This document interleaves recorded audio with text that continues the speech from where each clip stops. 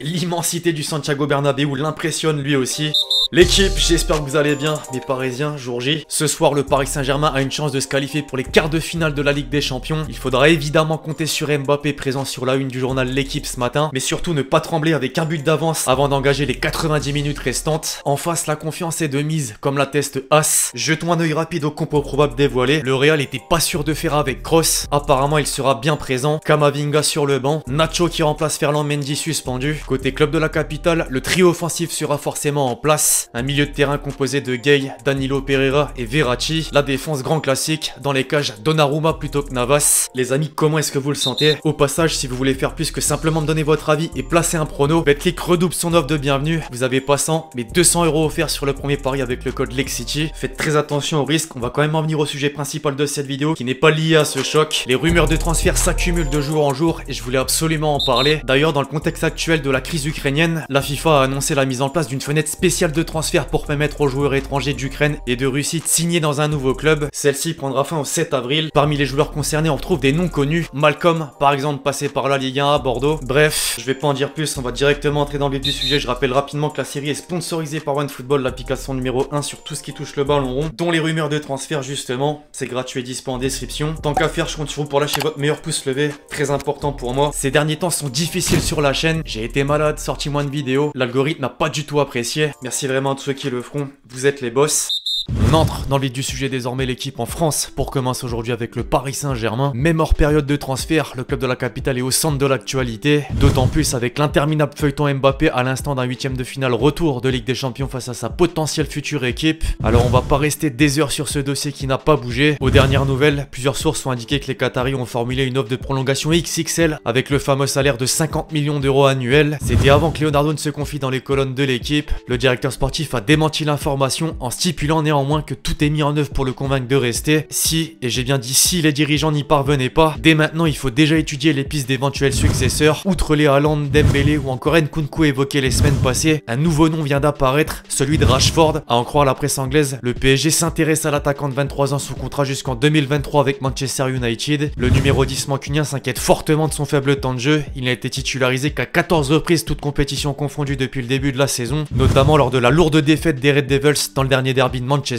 Pourtant, Rangnick était déjà privé de Cavani et Ronaldo. Les titres forts qui sont choisis parlent d'eux-mêmes et de sérieux doutes planent sur son avenir. Il figure donc dans les remplaçants possibles en cas de départ de Kiki. À moins que Pochettino, qui est susceptible de partir l'été prochain, pose ses valises à Old Trafford et que l'entraîneur ne le relance. D'ailleurs, en parallèle, Foot Mercato continue d'insister sur le fait que l'émir du Qatar est toujours en contact régulier avec Zidane. L'idée de former un duo avec Wenger au sein de la direction n'est pas écartée. Les supporters marseillais ont de quoi remonter au créneau. En parlant de l'OM, tenez, au rayon des entraîneurs, le poste de Sampaoli serait actuellement menacé. Un journaliste en Argentine croit savoir que l'actuel 3ème de Ligue 1 réfléchirait à le licencier. Pour cause, ses choix tactiques poseraient problème, mais surtout les 3 dernières échéances ratées. Certains sur les réseaux se permettent de rêver comme l'atteste ce tweet, avec une touche d'objectivité quand même. Pourquoi pas? Qui sait? Revenons à Paris, car en dehors des cas cités précédemment, il va prochainement falloir se préoccuper de la situation d'autres joueurs qui arrivent à la fin de leur bail, dont Di Maria. En interne, la tendance est plutôt vouée à une porte de sortie pour le gaucher de 31 ans. Mieux, l'agence qui gère les intérêts de l'Argentin aurait commencé à proposer ses services à plusieurs écuries européennes, la Juventus, l'Atlético et le Barça. Dans ce scénario où il venait à partir, un tel élément de l'effectif parisien devrait forcément être remplacé. Ça tombe bien. Selon Foot Mercato, l'actuel leader du championnat de France se serait positionné sur Mahrez. L'international algérien marque but sur but et enchaîne les bonnes performances. L'avantage numéro 1 est que son statut contractuel rend pour autant l'opération abordable. Son prix se situerait entre 30 et 40 millions d'euros.